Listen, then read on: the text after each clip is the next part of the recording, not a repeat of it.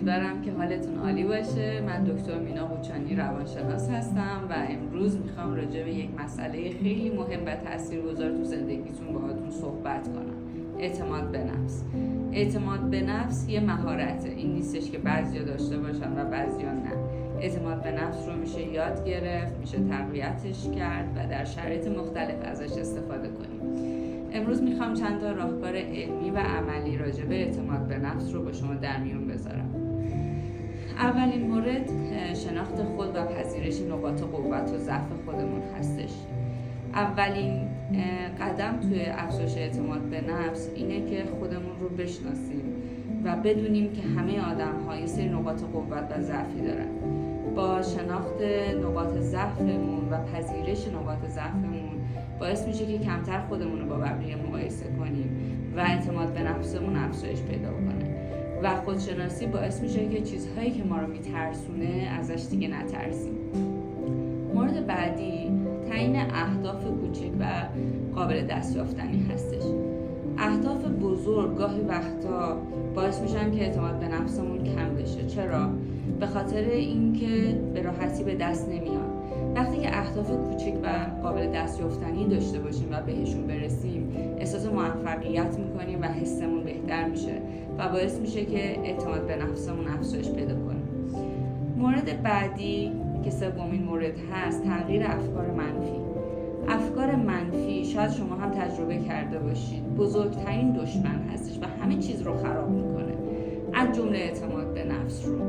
با تغییر الگوهای فکریتون و جایگزینی افکار مثبت تو زندگی و تمرکز روی نکات مثبت باعث میشه که نسبت به خودتون حال بهتری رو تجربه بکنید. پس تغییر الگوهای منفی اعتماد به نفستون رو بیشتر میکنه و یادتون باشه که خودتون میتونید انتخاب کنید که روی چه موضوعی تمرکز کنید. مورد بعدی زبان بدن هست. شاید فکر کنید که زبان بدن یه مسئله خیلی کوچیکه، ولی اینجوری نیست. زبان بدن به اندازه افکار نقش خیلی مهمی رو تو افزایش اعتماد به نفس داره. وقتی که شما با شونه‌های باز و نگاه مستقیم به جلو نگاه میکنید، احساس قدرت و اعتماد به نفس میکنید. میتونید این رو الان امتحانش کنید و خودتون متوجهش بشید. بعدی و آخرین نکته‌ای که میخوایم بهش امروز بپردازیم، پذیرش شکسته. هیچ کسی از شکست امان نیست. همه ما شکست رو تجربه میکنیم، ولی نکته مهم اینه که اون رو به عنوان یک فرصتی برای یادگیری نگاهش کنیم. وقتی که ما شکستمون رو بپذیریم و از اون درس بگیریم، باعث میشه که اعتماد به نفس ما افزایش پیدا بکنه، چون میدونیم که این آخرین کار نیست و در حقیقت یک شروع دوباره هستش. پس اگه بخوایم یک جمع‌بندی راجع به این مسئله با هم دیگه داشته باشیم، اعتماد به نفس یک مهارتیه که با تمرین و ممارست میتونیم اون رو افزایشش بدیم.